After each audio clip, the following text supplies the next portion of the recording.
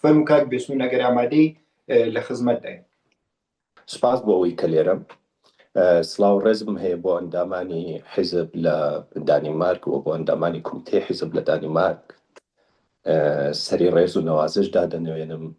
لە ئاست و لە ڕاست شەهیدانی هەموو کوردستان و بە تایبەتی شەهیدانی کۆماری کوردستان بەڕێز پێشەوای نەمر و سەدر و سەیفی قازی. کەسێک کە تا دوای دڵۆپی خوێنی بۆ نەتەوە وڵاتەکەی خەبات دەکات تێدەکۆشە شەهید دەبێ دەگاتە بەرزترین پلە و پیرۆستترین پلە وەردەگرێت کە هەموو ساڵێک لەو کاتەدا ئێمە یادی دەکەینەوە یا لە کاتێکی دیاریکراودا بۆیە لای ئێمە شەهید نەمرە و شەهید ڕێزێکی زۆر زۆر تایبەتی هەیە. هاوڕێیان ئێمە لێرە بەحس و بابەتێکەکەین ڕەنگە بچین و ناو هێندێک بەڵگەی مێژوویی و لەسەر دەستی مێژوو نووسان یا کەسانی تری غەیرە کورد نووسرابێ، بەڵام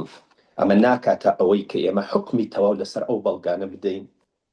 کە لە بەردەستی ئێمەدان، بەڵکو دەبێ لاوی کورتێ بکۆشێ، هەوڵ بدا لێکۆڵینەوە بکە، بڕا بۆ خۆی بخوێنێتەوە، بەڵگەکانیش بێنێ، بەراوردیان بکاوە، خۆی بگاتە قەناعەتێک کە کامە شتە ڕاستە. بۆی هەیە ئەم بەڵگانە کە نووسراون، هاوڕێیانی من لە پێشدا ئیشارەتیشیان پێ کرد لەلایەن سۆڤیەت یا ئینگلیزی ئامریکایەکان، ئەمانە بە دڵی خۆیان و لە ڕاپۆرت بە وڵاتەکانی خۆیان ناردویانەتەوە. ئەکرێ بە دڵی وڵاتەکەی خۆیان ئەم ڕاپۆرتانەیان نووسی بێ لە بەرچاوگرتنی بەرژەوەندی نەتەوەی کورد، حاڵ و وەزعی نەتەوەی کورد لەو سەردەمەدا. بە هەر حاڵ من بە وتەی هێندێک لە ناوداران جا بێگانە بنیان ناوخۆیی دەست بە بەحس و بابەتەکەی خۆم دەکەم، دوایی وردە قۆناغ بە قۆناغ دەچینە پێش تا دەگەینە ئێستا بزانین حاڵ و وەزعی ئێمە دوای دروستبوونی کۆماری کوردستان و بەداخەوە کۆتاییاتم بە کۆمارەکە لەکوێ داین. لەو ناوانە کەسێکی ڕووسیمان هەیە، کەسێکی ئامریکاییمان هەیە، باسی قازی محەممەد دەکا وەکو کەسێکی وردبین و دانا و زۆر پێشکەوت و خواست و زۆر لێ هاتوو باسی دەکەن و ڕۆی هەر کە ئەمریکاییە باز لەوە دەکا کە پێشەوە قازی محەممەد نابێ ئێدام بکرێت، چونکە ئینسانێکی زۆر پێشکەوت و خوازەوە پێشکەوتوانە بیر دەکاتەوە، حیفە کەسێکی وا ئێعدام بکرێت کاتێ لە دادگا دەبێت. بە هەر حاڵ دواتر دێن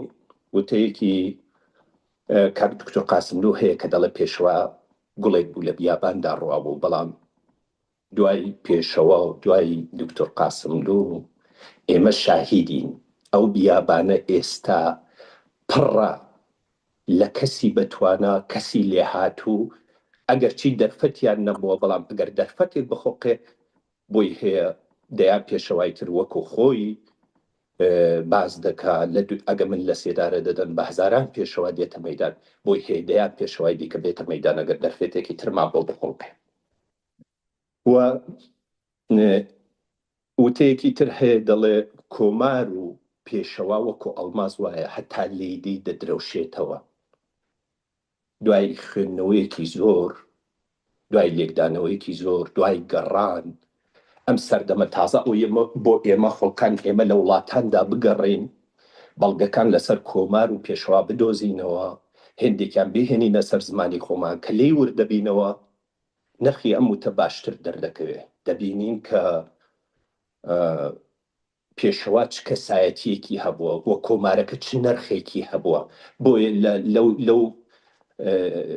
تیترەشدا کە نووسیمانە کۆمار و پێشەوا بێوێنەن، ئەزمونێکی بێوێنەیە، بەڕاستی بێوێنەیە، بەڕاستی بێوێنەیە. هەتا لە بەڵگەنامەی ئەو وڵاتانەی کە ئەو وەخت لەو بۆشایەدا هاتوونەتە ئەو ناوچە دەرک بەوە دەکەین کە پێشەوا کۆمارەکەمان بێوێنە بووە و ئەزمونێکی پڕبایەخە. هاوڕێیانەوە کە هەموومان شاهیدین لە ساڵی 1940 دوای جەنگی جیهانی دووەم هێزەکانی سۆڤیەت و هێزەکانی هاوپەیمانان کە دەکاتە ئەمریکا و ئینگلیز دێنە ئێران و کۆتایی بە حکوومەتی دیکتاتۆری ڕەزا شادی. و لەو بۆشایەدا کۆمەڵگای کۆمەڵایەتی ئێمە کە پێک هاتووە لە دوو بەش، بەشێکی خێڵەکان یا عەشیرەتەکان باشتر وا تێدەگەین بەشێکی کەسایەتی سیاسیەکانی ئێمە بە هاتنی ئەوان دەرفەت دەقۆزنەوە وردە وردە کۆ دەبنەوە کۆڕکۆبنەوە پێک دێنن لە ساڵی 1942 کۆمەڵی ژێکاف پێک دێت و لە کۆمەڵی ژێکافدا خەڵکی مامناوەند یا بڵێن تەبەقەی دووی شار بەشدار دەبن ئەوانە بیرروڕای سەربەخۆخوازیان دەبێت و هەوڵ دەدەن بۆ کوردستانێکی سەربەخۆ لێرە و لێرێ ئەندامگیری بەنهێنی دەکەن تا ماوەیەک کارەکانیان بەنهێنی دەهێڵنەوە تا پەیوەستبوونی پێشەوا بە ناوی پێشەوا قازم محەممەد نایەتە ناو کۆمەڵی ژێکاف بەڵکو ناوی خوازراوی دەبێت بینایی کە دێتە ناو کۆمەڵی ژێکاف دەیەوێت کۆمەڵی ژێکاف گەورەتر بکە و سیستماتیکتر بەڕاوێژ لەگەڵ ڕووسەکان و نازانم ئەمریکایەکان یا ئینگلیسەکان بە هەر حاڵ ڕووسەکان زیاتر دەوریانە بێ لەو ناوچە چون ئەو ناوچەی کە کۆماری تێدا پێکاتووە ناوچەی قەڵەمڕەوی ڕووسەکان بووە یا بڵێ شوورەوی بووە ئامریکایی و ئینگلیسەکان زیاتر لە لای سەرەوەی کوردستان بوون لای کرماشان و لە سەقز بەرەو سەرتر بە هەر حاڵ لەوێدا پێشەوا دێ ناوی کۆمەڵی ژێکاف وردە وردە دەگۆڕن دەیکەن بە حیزبی دیموکراتی کوردستان و لە تەبەقەی دووی خەڵکی شارەوە وردە وردە تەبەقەی یەکی خەڵکی شار دێتە ناو حیزبەکە و ئەم حیزبە بیر دەکاتەوە کەم کەم بۆ دروستکردنی کۆمارێک لەسەر ڕاوێژ لەگەڵ شوورەوی ئەو کات کە بەڵێنی بە نەتەوە ژێردەستەکان دەدا کاوانش حەق و مافی خۆیانە کە لە دواییدا لەبەر کۆنتراکتی نەوتی باکوور ئەو پشتی لە هەردوو کۆمارەکە کرد لە کۆماری ئازەربایجان و لە کۆماری کوردستانیش بەڵام ئەوان بەو وعد و بەڵێنە هاتبوون لە سەردەمیستانێک کە دیفاع لە گەلی چەوساوە دەکەن و حازرن هەموو مافەکانیان بۆ دەستەربەر بکەن بەڵام بە ئیمتیازی نەوتی باکوور ئەو بوو پشتیان کردە کۆمار و کۆماری ئازەربایجان و وڵاتیان چۆڵ کرد لە ساڵی 1947 بەڵام من دەمەوێت ئیشارەت بە شتێکم زۆر جار قسە دەکرێت لەسەر کۆماری کوردستان لێرە و لەوێ کە گوایە کۆماری کوردستان کۆمارێکی خودمختار بووە یا نەخێر کۆمارێکی سەر بە ناوەند بووە قسەکان بە شێوەیەک لە شێوەکان ڕاستە بەڵام ئەگەر قۆناغبەندی بۆ بکەین ناتوانین حکم لەسەر کۆمار بدەین بەڵکو دەتوانین لەسەر پێش کۆمار و دوای ڕووخانی کۆماریش بە مدەتێکی کەم ئێمە دەتوانین بڕیار لەسەر کۆمار بدەین کە ئایا کۆمار سەربەخۆ بووە یان نە لە پێش کۆماردا پێشەوا قازم محەممەد هەست بە نەبوونی خزمەتگوزاری دەکا خزمەتگوزاری تەندروستی خوێندن و هێندێک خزمەتگوزاری دیکە بۆ شارە کوردیەکان و بەتایبەتی بۆ شاری مابات بۆیە لە هەوڵدا دەبێت لە وتوێژدا دەبێت بەتایبەت لە 45 لەگەڵ ناوەند هەوڵ دەدا دەستەبەری ئەو مافانە بکا کە کەسێک لە تاران هێتی بۆ خەڵکی کوردستانیش ئەگە بۆی ناکرێت بۆ هەموو کوردستان هەوڵ دەدا لەو ناوچەی کە خۆی تێدایە زیاتر مەهابات و دەوروبەر ئەو کاتیش مەهابات و دەوروبەر زۆر بچوو بوون پێم وابێ 15,000 جەمعیەتیان هەبووە حکوومەتی ناوەند فێڵی لێ دەکات بەردەوام هەلدەقۆزێتەوە بەردەوام وعدی بەڵێنی درۆ دەدا بە پێشەوای نەمر لەو سەردەمەدا قەوام سەڵتەنە ڕەزا شا دەبینێ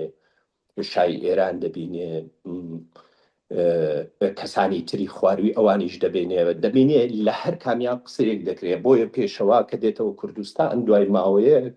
دوای لێکدانەوەی بۆ وەزعەکە کە حکوومەتی ناوەندی ئاوایان لەگەڵ دەکا بەڵێ بەڕاستی حکوومەتێکی سەربەخۆی کوردی دادەمەزرێنێ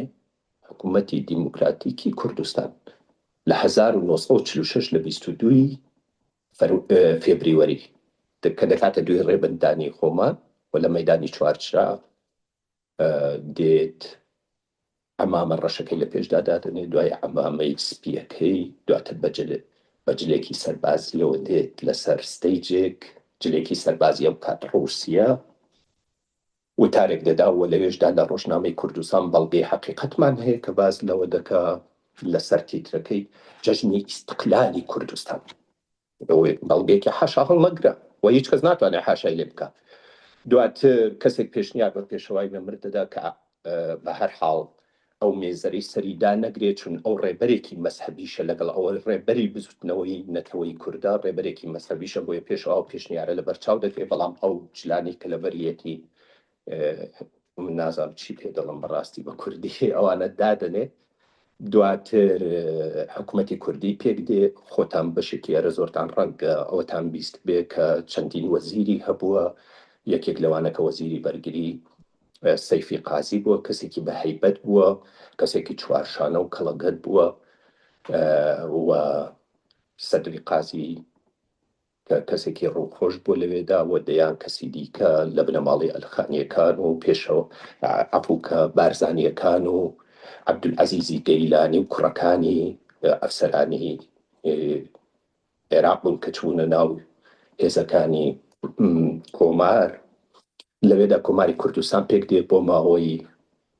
11 مانگ و شتێک لە 15 دیسەمبەر کۆتایی بە کۆمار نایەت بەڵکو سوپای ئێران سوپای ئەو کاتی ئێران دێتە نزیکی بۆکات پێشەواوان دەچن لەوێ نەک پێشوازی بەڵکو لەگەڵیاندا دەنیشن قسە دەکرێت دوای هەفتەی مانگ هەفتەی دیسەمبەر دێنە دەوروبەری مەهاباد ئەوە دەبێت ڕێگەیان بۆ خۆش دەبێت بەڵام ئەوانە وعد و بەڵێنی درۆ بە پێشەوا دەدەن و هەتا کاتی لە سێدارێدانەکەشی ئەوانە زۆر بە ترسنۆکانە لەگەڵ پێشەوا جوڵاونێتەوە کە وعدی ئەوەیان پێداوە ئەو شەوەی کە پێشەوا دەبن بۆ لە سێدارەدا بە پێشەوا دەڵێن کە دەتان بین بۆ تاران دەتان گوازینەوە بەڵام دواتر دەیان بن لەو جێگەی کە کۆمار ئاڵاکەی هەڵدا هەر لەو جێگە دەیان بنە ژوورێک و کە پێشەوا مدیری پزیشکی دەبینێ و هەروەها مدیری خەستەخانەی ئەو کار دەبینێ و مەلایەک دەبینێ تێدەگالەوەی کەەوە حکمی ئێدامەکەی جێبەجێ دەکرێت لە بەرەبەیانێکدا لە شاری مەهاباد بەڵام تۆزێ بگەڕینەوە دواوە دوای کۆتایی هاتنی کۆمار پێم وابێ یەکجار چوونەتەوە تاران دانیشتون بۆ ئەوەی کێشەی کورد هەل بکەن ئەمجارە لە چوارچێوەی ئەوەی کە دەگوترێ خودمختاری مافەکانی گەلی کورد لە چوارچێوەی ئێراندا بەڵام لەو کاتیشدا هەر ڕژیمی شاهنشایی لیان لە فێڵ دەبێ و تا ئەوەی هەڵدەقۆزێتەوە و هێزی خۆی دەگرێتەوە و ئەوە دەبێت دێتە کوردستان پێشنیاری هاوڕێیانی ئێمە لە کۆماری کوردستاندا بەرگری دەبێت بەڵام دوای چەند سەعات لێکۆڵینەوە ورد دەبنەوە کە ئازەربایجانی ئێران چون ئازەربایجانی شوورەویشمان هەیە ئازەربایجانی ئێران بەو هەموو سوپا و بەو هەموو چەک و چۆڵەوە نەیتوانی بەرگری بکات و خوێنێکی زۆر ڕژە بۆیە بڕیاری بەرگری نادەن دواتر ئێمە لە کۆمار دەپەڕێینەوە درێژە دەدەین بە ڕێبازی کۆمار و ڕێبازی قازی محەممەد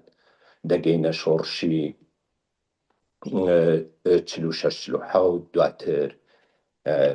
دکتۆر قاسم دوینەمر دکتۆر شەرەفکەندی و تا دەگەینە ئەوەی ئەو ڕێبەرە تازانی کە لە حیزبی دیموکراتدا حاڵی حازر لە ژیاندان و حیزبەکە لەسەر پێ تا ئەمڕۆ و هەموومان بینیمان و بیستمان کە لە نەورۆزدا ئەو حیزبەی پێشەوا ڕابەرایەتی دەکرد ئەمڕۆ لە هەموو ڕۆژ زۆرتر لە مەیداندایە و چالاکترە ئەگەر جاران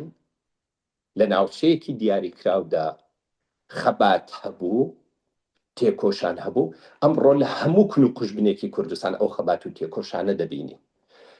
خاکی پۆشان و ئەوانەی دەسڕی ڕەنگە و ڕەنگیان پێبوو لە نەورۆزەکاندا بە هەموو دنیایان نیشاندا کە سنوورەکانی کوردستان کوێن ئەو سنوورەی کە پێشەوا قازی محەممەد لە پشتی سەری خۆی لە ئیدارەیە کە کاری دەکرد نەخشێنرابوو و قازی محەممەد وتەیەکی زۆر جوانی هەیە ئەویش باسی ئەوە دەکا دەڵێت دەتوانن بێن کۆمار وێران بکەن و هەموو کوردستان وێران بکەن بەڵام بیری ئێمە بۆ سەربەخۆی خوازی قەت ناتوانن تێک بشکێنن ئەوەش ئێستا دەبینین لاو پڕانی ئێمە لە ڕۆژهەڵاتی کوردستاندا بیری سەربەخۆ خوازی تێگەیشتنیان لە دنیا تێگەیشتنیان لە مافەکانی خۆیان چەندە لەسەرەوەیە چەندە پەرەی گرتووە چەندە تێر و تەسەلە و هەروەها ئێمە بینیمان لە گیان لە دەستدانی هەرچەند من تۆزێک زیاتر هاتمە پێشەوە چوومە نەورۆزەکان، بەڵام دەبوو باسی شۆڕشی ژینا بکەم. ژینا خانمان لە ئێران چوو بە ناخی جمهوری ئیسلامی جارێکی تر، لەوێ کچێک توانی بناغەی جمهوری ئیسلامی بلەرێنێ ئەگەر چی دەرفەتێکی باش بوو نەمانتوانی یان نەدەکرا یان نەدەگونجا، بەڵام دەرفەتێکی باش بوو بیقۆزینەوە. بەڵام هەلومەرجی ئەو سات بە پێویست نەزانراوە کە ئەو دەرفەتە بقۆزرێتەوە. ڕەنگە باشیش بوو بێ، ڕەنگە ئەو دەرفەتە وای کرد بێ کە ئیمڕۆ زیاتر و زیاتر لە هەموو کاتێک کچان و کوڕان بەبێ ترس لە دژمن بێنە سەرجادە. لە شۆڕشی ژینادا ئێمە شایەدی زۆر وتەی بنەماڵی شەهیدان بووین. یەکێک لەوانە باوکی کۆمار بوو کە وتەکانی لە ناودڵی دژمندا باسی ئەوەی دەکرد کە کۆمار بۆ ناوی کۆمارە. کۆمار لەبەر ئەوەی لە 25 گەلاوێژدا لەدایک بوو ناوم لێ ناوە کۆمار، لەسەر هیچ نەکوزژراوە، لەسەر ئازادی بۆ خاک و وڵاتی. هاوڕێیان ئازادی دوو تعریفی هەیە. ئازادی بۆ گەلانی ژێردەسە بە معنای ڕزگاریش هەیە، بەڵام بۆ گەلێک کە خاوەن ستەیتی خۆیەتی یا خاوەن قوارەی خۆیەتی بە معنای هێندێک مافی نەدراو دێ. بۆ نمونە بۆی هەیە لە مەناتقی فارسی ئازادی بەشێک بێ لەوەی کلەچێک حیجابی ئیجباری لا ببرێ، بەڵام لە کوردستاندا ئەمە تەواو بە پێچوانێ. ئازادی بە معنای ڕزگاری دێ. ئەو ئازادی ئێمە باسی دەکەین لە سایەی حکوومەتێکی دیموکراتیکی کوردیدا پێک دێت. بە هەر حاڵ دێن لە بۆکاندا شاهێدی باوکی محەممەدی حەسەنزادە کە باز لە کەسایەتی ژن دەکا، باز لەوە دەکا کە جاران ئەگەر یەکێک زۆر پیاو بواە پێیان دەوت زۆر پیاوی، بەڵام ئیمڕۆ ئێمە دەبێت بڵین ئەگەر یەکێک زۆر پیاوە دەبێت پێی بڵین زۆر ژنی. ئەو قسە زۆر واتاوار دەگرێت. قازی محەممەد کەسێکی پێشکەوت و خواست بوو، بەو معنای لەو سەردەمەدا خاوەن خانەوادە خاوەن بنەماڵە نەبوو، بەڵام دواتر خۆی ئیزدواج یا هاوسەرگیری لەگەڵ کەسێک کرد کە بێوەژن بوو لە شاری مەهاباددا. ئەو سەردەم بێوەژن لە کۆمەڵگایەکی دواکەوتودا معنایەکی تری هەبوو، بەڵام قازی محەممەد هات ئەو ڕەچێشکان. بەڵام ئەو خەباتەی قازی محەممەد کردی، مافدان بە ژنان، دروستکردنی ڕێکخراوەی ژنان، تێکەڵاوی کچ و کوڕان لە مەدرسە، ئێمە دەبینین کە قۆناغ بە قۆناغ هاتووە. ئەمڕۆ لە مەیداندا لە شۆڕشی ژینادا لە نەورۆزەکاندا هەموومان زۆر بە جوانی شاهیدی ئەوە بووین کە کچان شان بە شانی کوڕان و بگرن لە پێشتریش چوونەتەوە بە ناخی و دژمنەدا و دەیانەوێ بیرڕوخێنن و موسرترن و زۆر سوورترن لەسەر ئەوەی کە دەبێ بە زووی ئەو ڕژیمە لا بچێ. و هیوادارم ئێمە هەموو هاوڕێیان بیر لەو دەرفەتانە بکەینەوە کە دێتە پێش. ئێستا لە هەموو کات ڕژیمی جمهوری ئیسلامی گۆشەگیرە و هیچ ڕێگایەکی بۆ نەماوەتەوە، تەنها ڕێگای تەسلیم بوون نەبێت. جا ئەو تەسلیم بوونە یا بە ڕێگای وتوێژە یا بە ڕێگای دیکە. ئێمە ئەوە دەهێڵینەوە بۆ ئایندە. هیوادارین بە زووی ئاڵوگۆڕێک لە ناوچەکەدا پێک بێ کە لە بەرژەوەندی کوردی ڕۆژهەڵاتدا بێ و ئێمەش بتوانین بە سەربەستی وەکو گەلانی دیکە حکوومەتی خۆمان پێک بێنین و بتوانین حکوومەتێکی بنکەفراوان کە هەموو جۆرە بیرۆڕایەک تێدا ئازاد بێ و هەموو جۆرە بیرۆڕایەک تێدا بەشدار بێ پێک بهێنین. کاک مێرداد هاوڕێیان زۆر زۆر سپاستانەکەم. قسە زۆر ماوە، بەڵام حەز ناکەم کات زیاتر بگرم، پێم وا بێ کافیە تا ئێرە. بەشداربوانی عزیز، لە کۆتایی سیمینارەکەماندا یاخود وێبینارەکەماندا زۆر سپاسی بەشداربوونتان دەکەین و سپاسی پشوو درێژیتان